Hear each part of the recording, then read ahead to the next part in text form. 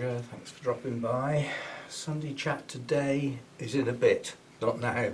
Got a few points to go over first.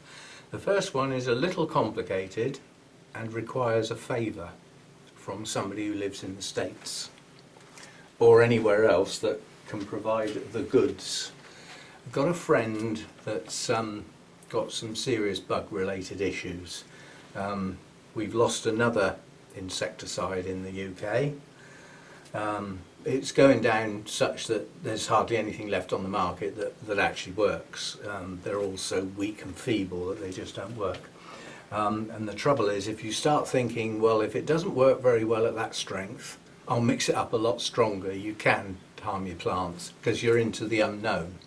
The manufacturer has said it's okay for ornamentals at this maximum strength. So if you start going over the top of that, you don't know what's going to happen. And it's your orchid collection at the end of the day. Okay, try it on a couple, but those couple might not be sensitive and the next 6 are. So you've got to go careful. But basically there is something that a friend of mine got from the States. I think he bought it on Amazon and it came through okay. But it came through okay prior to Brexit. That's the important issue. Right, what we're after, this is not me, I'm not after it. It's nothing to do with me. So I think it's an offence to own it in this country, so it's not my problem, but I don't mind dealing with it for somebody else. What we're after is malathion. It's an ancient insecticide that was taken off the market in the UK something like 30 years ago. And the main reason it was taken off the market is because it's flipping dangerous if not used very carefully and cautiously. And quite honestly, it was the farming community that messed it up for everybody because they were using it far stronger than it was supposed to be. It was getting into the food chain and, you know, it was wiping out the insects and all the voles and the mice and everything else and getting into the birds of prey. It's dangerous stuff if used incorrectly. If used correctly, it's flipping brilliant. So anyway, what we're after is somebody who's prepared to do the work. The work will be find it, because you won't find it in all the states. There'll be a lot of states where that's banned, but there are some where you can still buy it. And the idea is that person buys it and sends it to the UK as a gift with the customs declaration hair care, because it is still actually used to treat nits in people's hair. That's a very rare thing nowadays, nits. When I was at school, the knit nurse used to come round and rub her fingers through everybody's hair. You all had to queue up and go past the knit nurse and be felt. Anyway, irrespective of that, so it's somebody who can, one, get hold of the stuff, and I think he said he was after 32 ounces. What the hell that is in liquid, I don't know. It's, you know. But to get it and send it to the UK or get it sent to the UK. But if you pay a company to send it to the UK, it'll cost an awful lot more, I suspect, than if you do it yourself. Anyway, somebody who's prepared to get hold of the stuff and send it to the UK under those circumstances and will be reimbursed accordingly. And the idea is the guy is actually buying it for quite a few people, not just himself. The idea is we get a reasonable amount in. It's a concentrate. It needs to be the concentrate, none of this ready mix stuff. So malathion concentrate. If you can get hold of it and you think you're okay, you know, I mean, if you've sent parcels to other parts of the world from the States before, you probably know what's involved. But for Christ's sake, don't say it's insecticide. It's hair treatment, and it's a gift. The gift means there's no money involved, that's the thing. There is, but we can do that behind the scenes. So you would be reimbursed, that's the idea. Right, I found a few sites, UK wild orchid sites that I'm prepared to visit. Hopefully get at least one done in the coming week, maybe 2. That will probably depend on whether I do the day out at Burnham's or not, which I would like to do this week. The bark that I want, I phoned up Sarah and had a chat. The bark that I want, she has put some to one side for me. and it's classed as the coarse grade. But she said the people she gets it from, which is Melcourt I think, their grades are getting a bit iffy lately. So she said the latest lot that they had that's supposed to be large is more like medium. That's exactly what I want. So I'm in luck there. So she's put some aside for me. So that will probably be Tuesday or possibly Wednesday. No, I can't go Wednesday. I've got my home shop delivery. So Tuesday or Thursday, one each side. A lot of that will depend on the weather. I'm not driving all the way to Burnham's in the pouring rain. It makes it a lousy trip. Whereas on a nice day, it's a smashing drive. And as I said, I've got a couple of orchid sites. They've all been visited before, but obviously there's newer people come to the channel that possibly haven't even seen one of the field trips yet. And one of them is a very unusual site. It's a roundabout. And I'm going to have a lot of trouble filming because I'm not sure of the actual law, but thou shalt not be walking about on a roundabout where there's an intersection of 3 busy roads, 2 of which are dual carriageways, because you distract the drivers. If nothing else, what's that idiot doing on the roundabout? Bang! Yeah, so I will be going at the crack of dawn, literally. Absolute minimum traffic, and there'll be well spaced out, and they'll have plenty of time to look and see what's going on and not run into the car in front of them. If I went there at a busy time, that would be well out of order. But I don't think I could film any sense from the roadside where you are allowed to walk. Anyway, I'll work something out, but I need to go there. I've seen a photo that somebody took, a still, on Facebook, and first of all, it's an orchid I've never seen before, and it's not far away, it's just up the flipping road. And I'll do that as a round trip, because obviously I'll only be there like 10-15 minutes, I expect. You know, I'll do a video. I want to do a specific video for the Orchid Society, which will be like a trick video. There's hardly anybody watches anyway. Lynn might, but but the Bournemouth Orchid Society, hardly anybody.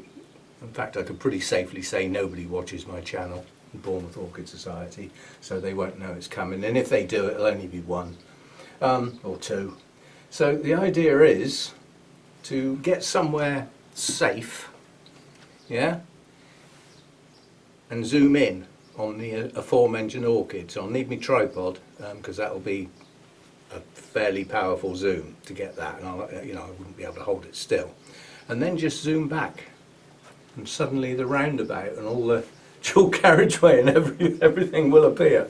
So it'll be quite a surprise as to where it is. But where it is, the orchids are safe as houses unless the council decide to cut the grass with their huge big lawn mowers, which apparently they're aware of the orchids that are there. They know that they're not exactly rare, but you don't find them all over the place. You know, they are, I think it's called locally common. So where there are some, there could be quite a few, but then you won't see any for a long way. Locally common. Anyway, so that'd be a nice surprise. And then from there, I should be able to do a round trip to another site that I want to go to, where there are 2 or 3 orchids that are known to be there. People have taken pictures of them, and I've never flipping found them. So maybe this year I'll actually find the flipping things. One of the types of orchids that I'm looking for I have seen before, but I had to travel a very long way to a very special place. A woodland, lots of beech woods, but in this one, hundreds if not thousands of this type of orchid. Go to the next wood along, not one. And it's to do with the microfungus in the soil as well as the type of soil. So special place that was. Yeah, so we'll try and find these obscure orchids. The trouble is it's a big area.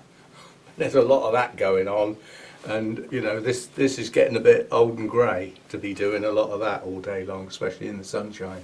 But we'll see what we can do. I might be able to kill 2 birds with 1 stone there. So that's the trips coming up. Yeah, so today's chat really is, I brought my notebook out here for a very good reason, because I want the project orchids under my nose. There's a very good reason for that. I want to pick up plants that I've had some quite bad problems with that are on the mend. But what I don't want to do is pick up any that are on the project in the project orchid set, because we'll be looking at them this month. So I don't want to do it twice, if you see what I mean. And I'm just going to go round, literally. No, you. Nope, you're not on the list. Jolly good. Right, so this particular orchid is a bit of a favourite. People like this one, and I think the label's faded. Oh no, it hasn't. It's Cattleya Little Lemon Drops, and it's crossed with Encyclia Vetulina. It has lovely colour changing blooms, and this plant was virtually lost on the grounds that the new growth, which was almost mature, and the growth behind it got the old dreaded black rot, and it went into the rhizome. I was lucky, I just caught it in time. You can see, like on the end of my finger, that's where one got cut off, and that's where the other got cut off. The oldest pseudobulb is losing its leaves. There is a poorly looking leaf there with markings on it. The leaf on that one looks okay, and I'm rubbing scale off here. I'm going to have to get a spray on this. So on top of it not being very well, the scales come back. It's the scale that caused the problem in the first place, I suspect. But I'm going to have a go at them. There's a few on that leaf. They're gone now. I've just rubbed them off. I always think if you can see a bug, well, kill it.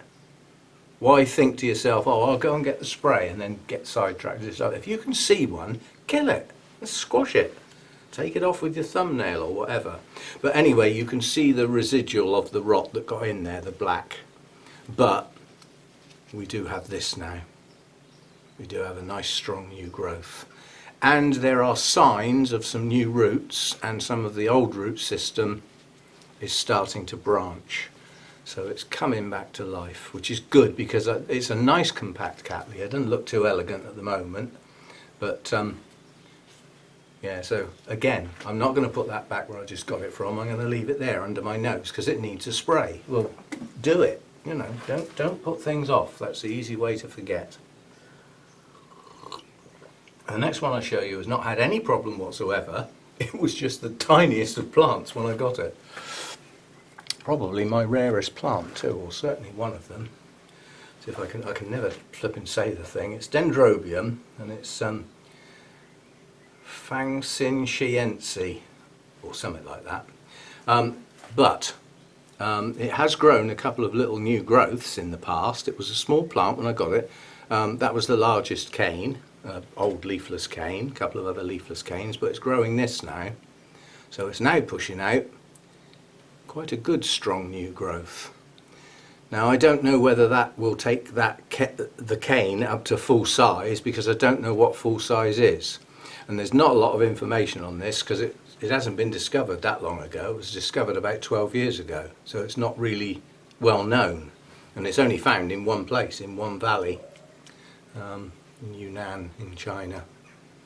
And I think it's found in the Fangshan Mountain. I think there's a relationship between its name anyway.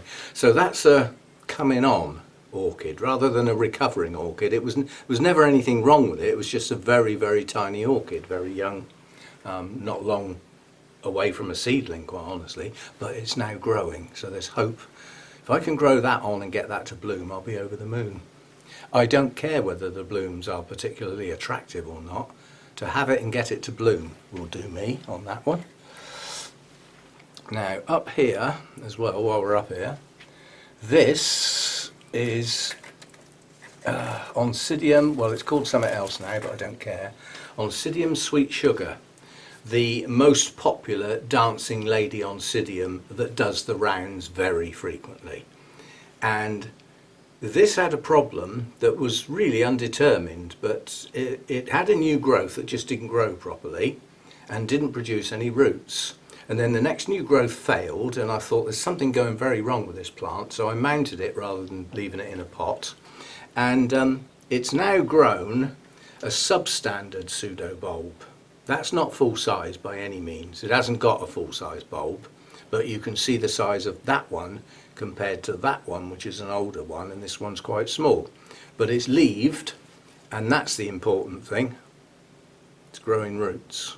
There's a very, very poor root system, and it's lived with that for a long time. So this has had a problem over quite a few years, quite a few. The last spike that it produced, I cut off. I didn't even let it bloom. And that was the idea, was to push the new growth on, which it seems to be doing. So that's on the mend. I haven't seen the blooms on that plant for 3, maybe 4 years now. It's that long. I've been hanging on to it, and I could have easily replaced that. That could have easily been replaced. That does the rounds quite frequently. That one I showed you not long ago. This one, I'm afraid, is probably going to go in the bin now because I've had enough of it. And it's a shame because I'll have a hell of a job to get this again. This is Dendrobium harveyanum, and it will not grow. It pushed up a new growth not that long ago, and it's just failed completely. That leaf is going, these 2 leaves are not so good, and there's no sign of life at the base of that plant. It hasn't grown roots. It attempted a new growth and failed. So I don't think that's going to live. It may even be dead now. But the trouble is with dendrobiums that they can die and you don't know. All the life source has gone out of them, and they'll never grow. But something got in that. That was a good plant once upon a time, and it went downhill very fast, and it's never recovered. I've got a feeling this was actually a kiki and the main plant was lost, but it's so long ago I've forgotten. It's that long ago. But I don't think that's going to recover. It's only because it's not in my way, and as I water my mounts, putting some water on that is not exactly a big deal, is it? So I sort of keep it, hoping that one day a new growth will grow and succeed. But so far it hasn't done it. I had a look over Derek's plants. I gave those a flush yesterday. They don't get any feed at the moment. They just get flushed. They're young plants in difficulties, very poor roots on most of them. But I did sort of make a note in my mind that most of them are actually growing a new growth. So they have the potential to get themselves a root system going reasonably soon. And some of them really do need to do that, or they're going to fail. There's some rare plants in there as well. But yeah, they're not going backwards, let's put it that way. Some are static, they're doing nothing.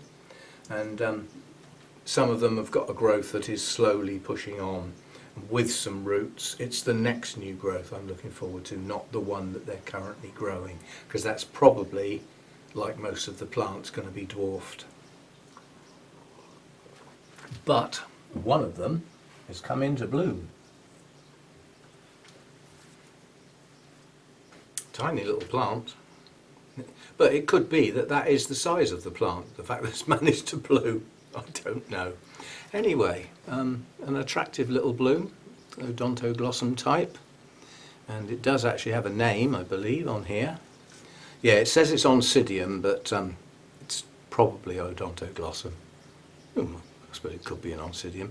But it's Praestans, Praestans. And we have blooms, and I'm only letting that bloom to get a decent picture of the 2 blooms once they're both fully open, and then that spike's coming off. It's not strong enough to support it for any length of time. I'm pushing my luck letting it bloom in the first place, but what I'm hoping is obviously this growth here is mature enough to bloom just about. By taking the bloom spike off quite quickly, it should trigger a new growth. And then it's the next growth I'm after on all of these, not the current one. But anyway, it's quite an attractive bloom. It's a little bit spider-like, but then quite a few of the odonts do have the long petals and sepals. And some of them have very full, rounded shaped blooms, you know, going back to like the crispum. But anyway, attractive little bloom. So that's good. Right, getting back to problems. None. Well, this is a problem, but because of what it is, I don't care. This is a little Phalaenopsis that I've had ages. It did have a bloom on not that long ago, and I cut the spike off. Oh, this is weird. This plant just will not grow properly. So I cut the spike off and it grew a leaf out the base of the spike. So it's got like a little kiki coming out of the base of the spike. And it's got another little kiki down there, or basal growth I suppose you'd call it. It's got some right manky leaves on it. It's had a serious problem. And the last new leaf it grew didn't expand properly and still has a couple of those light marks on. But the latest new leaf that it's pushing out might be okay. And we have one root tip. What a state. I ought to just chuck that in the bin. But it does have pretty little flowers on. The trouble is the mount's going. This wood has seen better days, so I'm going to have to deal with that, which is a flipping pain. Might try it in a pot this time, you know, with some medium sort of bark so that it drains well, and see if the roots will push out. They're not very well attached, and those that are attached are old and tatty. But yeah, strange little plant, that one. It will not grow properly. It keeps getting these marks on the leaves. So that's that one. So I'm just, as I go round, I'm just scanning to try and think back to plants that have been a problem for some considerable time. Rather, these are not new problems, these are ones that have been around a long time. That's what I'm looking for. Mr. Hairy wasn't a problem until relatively recently. Well, it was, but the problem was lurking in the background and I didn't know it was that bad. We do now. Previous video to see that. There's a few of the cattleyas are in a bit of a state, but that's relatively a new problem as a consequence of a treatment that didn't work very well because I did it wrong. Ah, there's one up here. Now this is it's Oncidium, and it's Verrucosum rogersii, the variety Baldin. That would be impossible to get again. Be hard enough to actually get the actual plant, let alone the variety. But this has been struggling 2-3 years now. It's aborted several new growths. There's one there that it aborted. There's another one back here where it shot out farther back down the rhizome, that aborted. But lo and behold, the latest one really does look like it's going to make it. And in addition, there are new roots pushing out at the base of that. One's going that way, one's going that way. So maybe it's going to recover now. It's difficult to work out what went wrong, but I ended up with rot and rootless.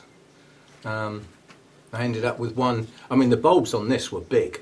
You know, this is a tiny bulb. This is nowhere near full size. But we have a new growth, so we may have recovery on that one. Flipping well, I hope so. As I said, I'd never get it again, and I mean, you know, it's unusual to be able to have an orchid that's a species effectively with your own name in it.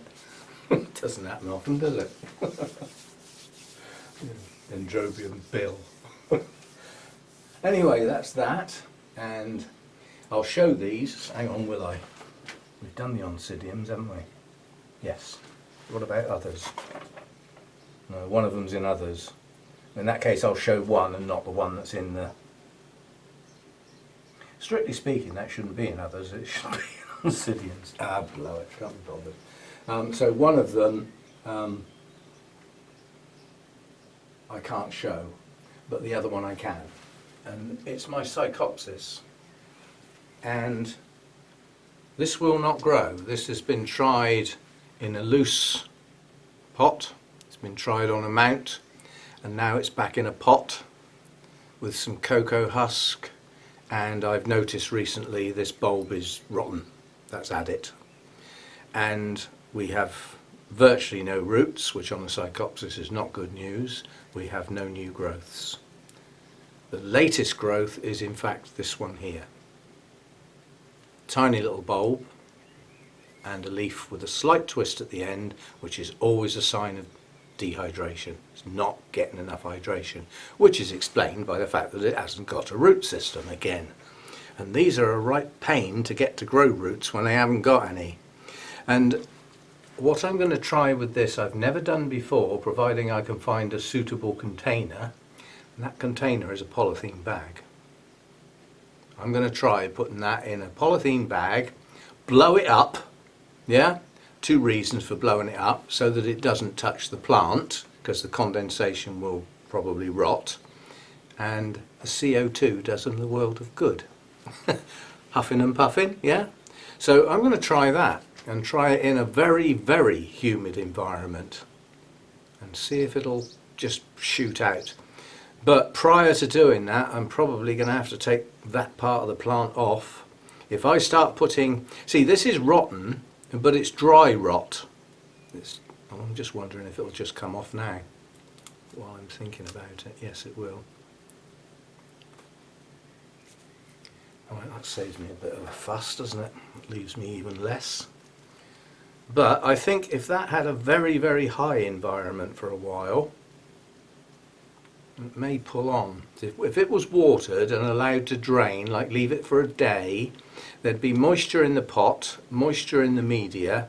Put it inside a plastic bag, and that moisture would be self-contained, so it would never lose it. It might use it instead of losing it. So that's an idea with that. I've never done it before, but I have seen people who have rescued orchids by bagging them. So a lot of people, you know, rootless pieces, they put in a polythene bag with some damp sphagnum, with the base of the rootless bit actually touching the damp sphagnum. But you do have to go very careful that you don't include any forms of mould or anything like that, because they'll go mad inside a polythene bag. They'll love that. Anyway, so that's what I'm going to do with that. I'm going to give it a try. So we'll leave that out. Don't talk about it, do it. So that's 2 plants put to one side. Right, I don't think there's going to be much else. I mean, there are things not doing as well as they should, but as I said, they're new problems. Oh, hang on, we got these down here. This is an odontoglossum that I actually got from McBean's, my one and only visit. And I bought a couple. They're not cheap. And I'm not quite sure what's going on now, whether McBean's is still open to the public as a nursery or what. But the main guy from McBean's has gone to join a foundation, so he's still, you know, breeding and doing good stuff with orchids, Jim Durrant. But I don't think if he's not at McBean's, I'm not quite sure that could continue over any length of time. His skill and experience is, there's nobody going to replace Jim. But anyway, this one struggled, and a lot of its struggling was scale.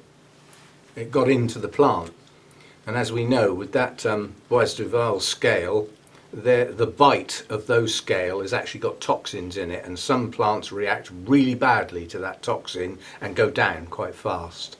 So but anyway, we now have what I would call a reasonable recovery. Coming round here, we've got roots. Yeah, we've got roots now. For the first time in a very, very long time, we now have roots in the pot. And they've come off of the latest growth, which is currently maturing a bulb. It's certainly not full size, but it's better than it's had for a very long time. And the rot has stopped, because this one got rot quite bad, which is why I had to hack it to pieces, leaving a very small bit. So once this has matured, believe it or not, that actually tried to bloom. It was a little spike, and I took it off, and you won't be able to see it, but down in there is the next new growth. And if it's a spike, it's coming off, but I think it's a growth.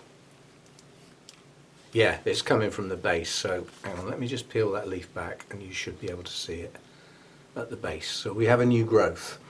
As we've now got a bit of root back up, and no, I won't say a reasonable sized bulb, but a bulb with leaves and some older bulbs with leaves on, I'd expect that next growth to push on now and actually do pretty well.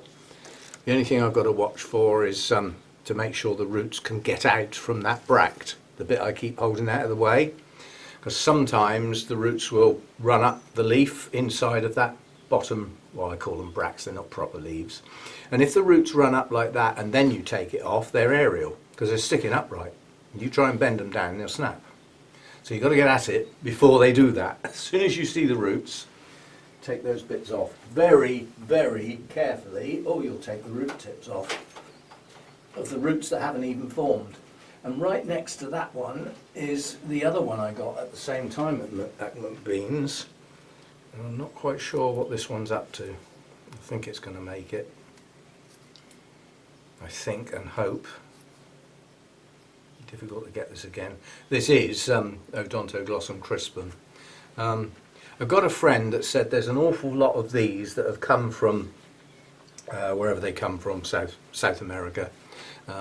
Whether it's one or two of the countries there, I'm not sure, might even be three. But that arena, anyway. And a lot of the ones that are in the nurseries over there that end up coming over to the EU, or used to, maybe they still do, they're not pure. They're ones where something else has snuck in a long time ago, and then they keep crossing it back to an original to try and boost them and try and get some strength into them. So the chances are, if you get Odontoglossum crispum in the EU, it's not absolutely pure. Now I've been told that, so don't take that as fact. I'm passing on the information. It's not my true knowledge. So there is one scale annoying me on this plant. I've got a feeling it's dead, so I don't know what. Yeah, it is. So I don't know why I'm worried. But again, this one got hit by a scale, and I was just going to say that is probably rotten, and it is, and that's the source of the scale. They always go for the weak bit. So that just fell off, by the way. I didn't pull that. That was already loose. So what we've got now is a bulb and a new growth. And that new growth has got a couple of new roots. And I mean a couple, like two. So this one is still on borrowed time. I don't know whether that's ever going to recover properly. If that poison from the scale has got into the plant to such an extent, it can't like blow it through and remove it with with new structures and things, then it might not make it. That'd be very difficult to replace.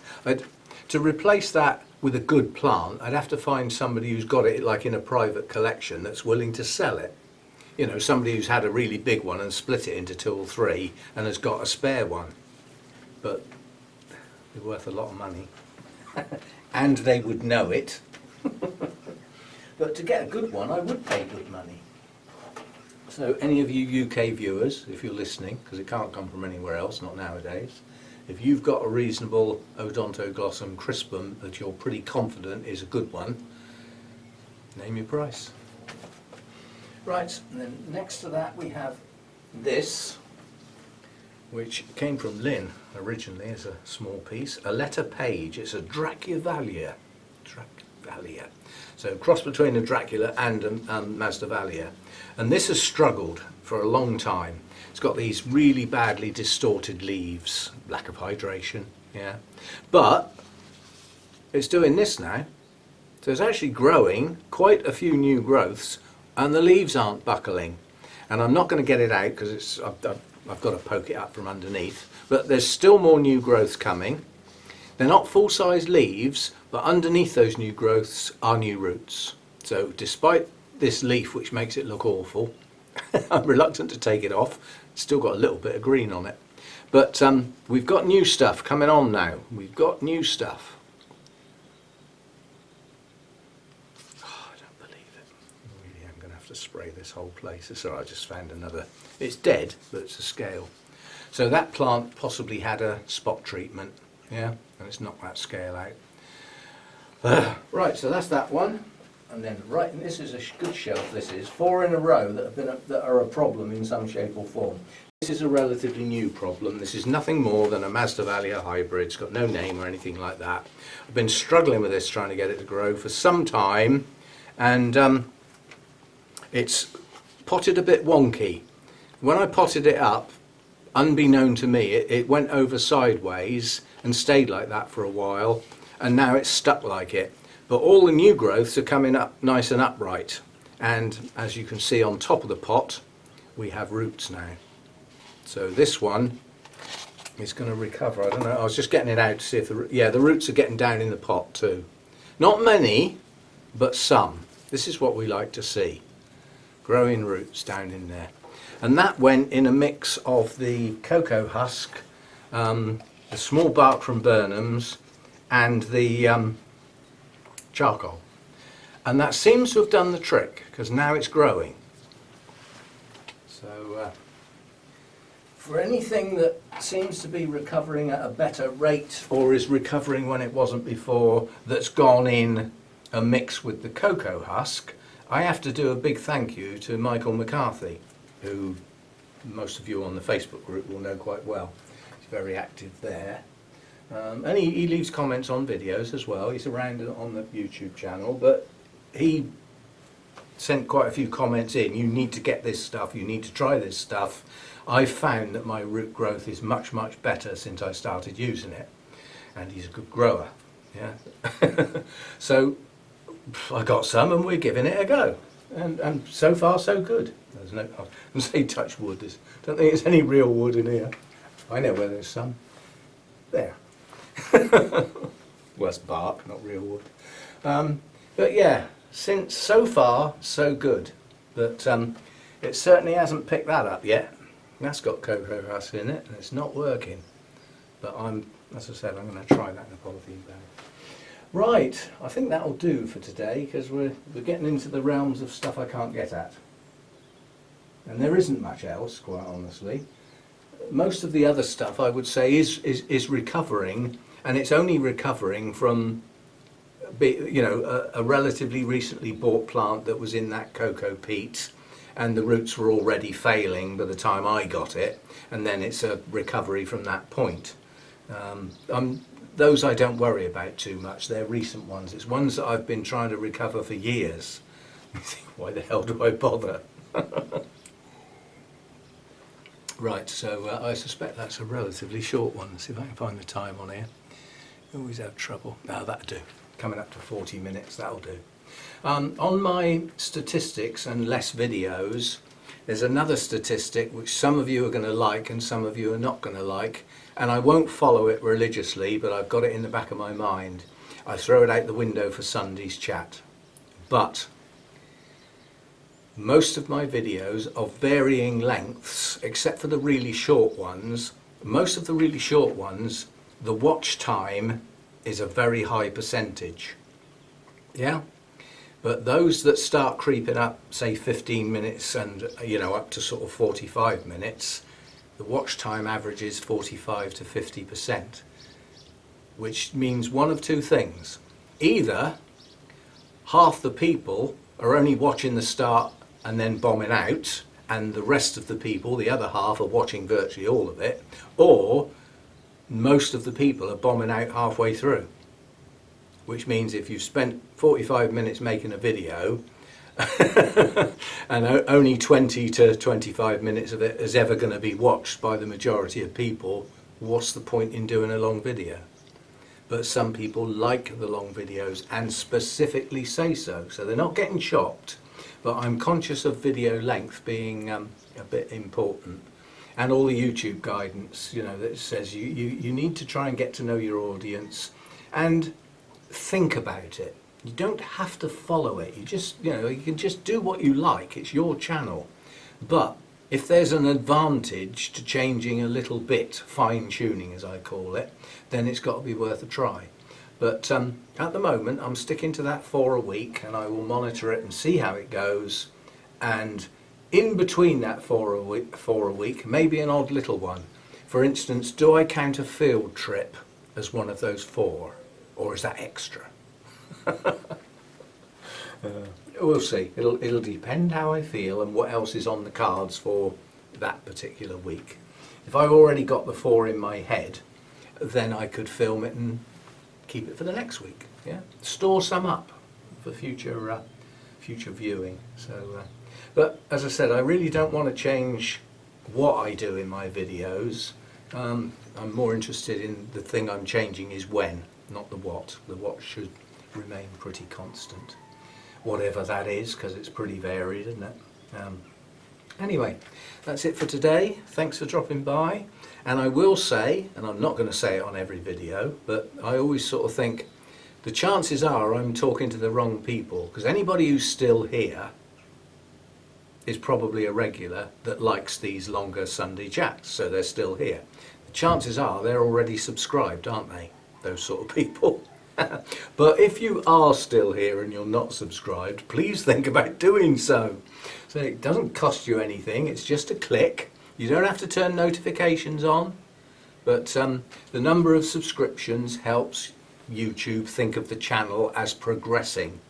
And just as an insight, subscribers can come and go. They don't, you know, I get the net figure, and over the last 4 days my net figure has gone down 3. That's never happened before. Yeah, so that means there have been more people leaving than have joined. Yeah, so again, if you're watching and you're not subscribed, please think about doing so. Even if you never come back again, just do it. It doesn't cost you any money or anything. It costs you nothing. Just click on it and it's done. And you can forget about it then. You know, we'll see how we go. But I think that business of the amount of the video that gets watched, I think that is influenced by people who, one of my videos comes up down the right hand side, they click on it to see. Never been to my channel before, they click on it and they get half a minute in and they think, nah, that's not for me, and go straight out. So they've watched next to none of it, which, you know, when you're talking averages, you've got some that are like next to nothing, some who watch all of it, some who watch a fair bit of it. The average ends up in the middle somewhere. That's what averages normally do. So good stuff. And click the old like button. You know, that doesn't kill you, does it? Just click it. I'll tell you, when I watch somebody else's video, I click the like as soon as the video starts.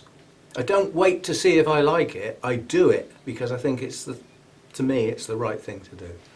And I don't think I've ever taken one off yet. I haven't liked a video and then decided partway through, actually I don't like that, I'm going to unlike it. I don't think I've ever done that in my life. That's not just orchids, that's all sorts. I just don't do it. It doesn't do any harm. You know, nobody's going to come back on you and say, you know, you unliked my video. It's anonymous. Nobody ever knows. That would put the cat amongst the pigeons if we could find out, wouldn't it? Anyway, thanks for dropping by. Hope you like the channel, the chatty bit sort of thing. It's what I do. Sometimes I get right down deep into looking at individual plants and things like that. Some of it's very general, but it does vary. And to have heard that, you need to have stayed till the end. And if you stayed to the end, big tick, great big thank you. Because those are the viewers that I try and get to, try and talk to, try and make videos for. Those that want the whole video. And the idea of reducing the number is time. Not my time, it's the time that people have to watch. And not everybody can watch a video every day, no matter whose it is. Yeah? So that's the idea, is to leave some gaps where people either don't feel they've missed out, or perhaps want to watch somebody else's video now and again, you know. There we go. See you next time. Bye for now.